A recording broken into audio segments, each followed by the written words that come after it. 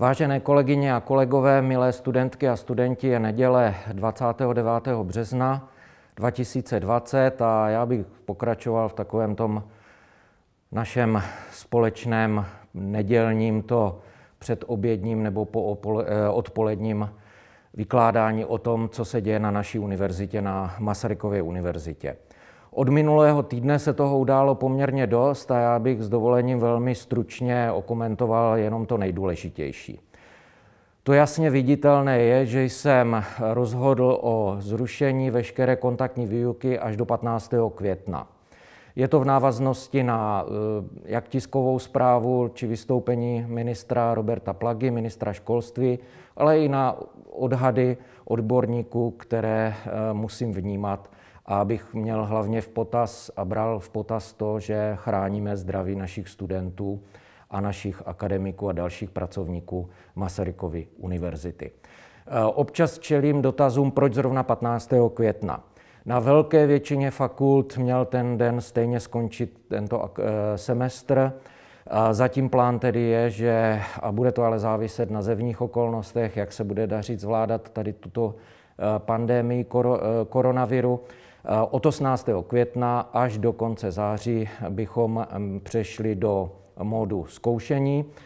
Tam, kde to bude možné kontaktní formou, tam, kde to možné nebude, nebo pokud okolnosti nedovolí jinou formou. Opět vše bude záviset na vývoji kolem nás. Já bych při této příležitosti zdůraznil ještě jednu věc, a to je i konání přijímacích zkoušek, které plánujeme na konci června. Třetí víkend 20. a 21. června na většině fakult. Případné posuny teďka nemohu samozřejmě vyloučit, zase to bude záviset na okolnostech, ale já věřím, že se nám to podaří společně zorganizovat. S tím i souvisí posun dalšího nadcházejícího akademického roku. Je zjevné, že tento semestr se odehrává opravdu ve vysoce nestandardních podmínkách. To je potřeba říci velmi otevřeně, ale bude mít ta situace, která kolem nás je, pandemie, i vliv na další semestr. Zatím jsme se rozhodli, nebo já jsem rozhodl i po konzultaci s děkany, že posuneme semestr o 3 týdny, to znamená zahájení akademického roku 2020-2021 bude od 5. října. Jsem rád, že v tomto jsme v podstatě se myšlenkově protnuli se zástupci studentské komory, neboť sami přišli s velmi podobným harmonogramem. Já bych v této souvislosti apeloval na opravdu velkou trpělivost a míru pokory nás všech. Občas čelím dotazům, přijdu o prázdniny, jak je možné, že to posune i se dále do semestru, jak budou vypadat Vánoce a další dotazy. Prosím vás, lidé kolem nás ztrácejí kdeco. Od roku 1944 nebyla odložena olympiáda. Bylo zrušené veškeré sportovní kulturní akce. Uvidíme, jaký bude režim na hranicích, to znamená, veškeré naše i letní plány dovolené musíme změnit. A to nemluvím o tom, že lidé i ztrácejí své životy a nasazují zdraví. Proto bych opravdu velmi apeloval na trpělivost, pokoru a schopnost se přizpůsobit každého z nás, a to jak akademika, tak studenta. Co je další oblast k řešení, je, jak zajistit jak přijímací zkoušky a vůbec studování našich zahraničních studentů, a to jak slovenských, tak i dalších zemí. Toto intenzivně jednáme společně s dalšími rektory a jsem v kontaktu i se členy Poslanecké sněmovny a Senátu naší republiky. Jakmile budeme něco blíže vědět, ihned budu informovat. To stejné se týká erasmovských stáží, protože toto je oříšek, který neumíme teďka vyřešit, ale myslím si, že bude součástí i balíčku, který bude pro všechny vysoké školy, a nejenom u nás, ale po celé Evropě a po celém světě velmi podobný. Nesmírně bych ocenil znovu se rozšiřující aktivitu našich dobrovolníků.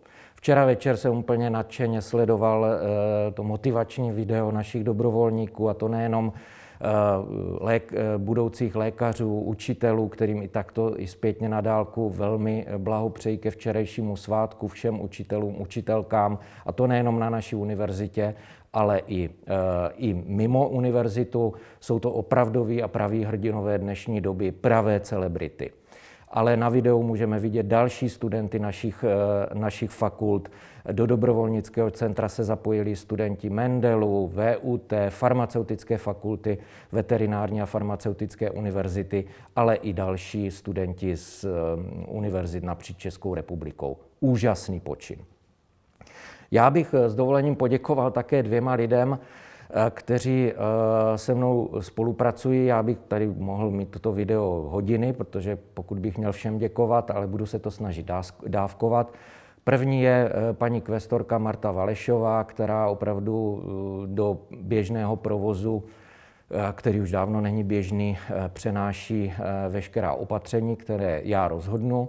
A další je předseda studentské komory Akademického senátu, pan magistr Tomáš Varga, který kromě toho, že musí dokončovat svá studia opravdu s nasazením času a všeho, se snaží být naprosto rovnocenným partnerem a je rovnocenným partnerem rektorovi Masarykovy univerzity a je velmi pomocný v komunikaci se studenty. Takže těmto 2 osobám velmi také děkuji. Co bych chtěl ještě úplně nakonec říci, že, jak řekl Masaryk, demokracie nepanuje, ale opravuje, tak já myslím, že teďka máme opravdu i čas na to, aby jsme opravili.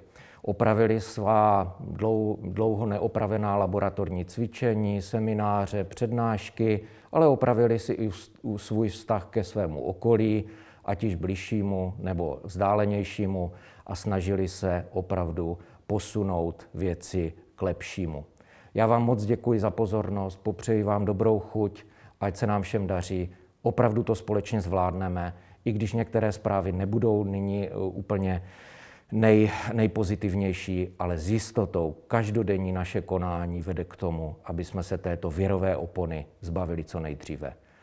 Vážení kolegové, kolegyně, milé studentky a studenti, jsem nesmírně hrdý, že mohu být v této době rektorem Masarykovy univerzity. Děkuji vám.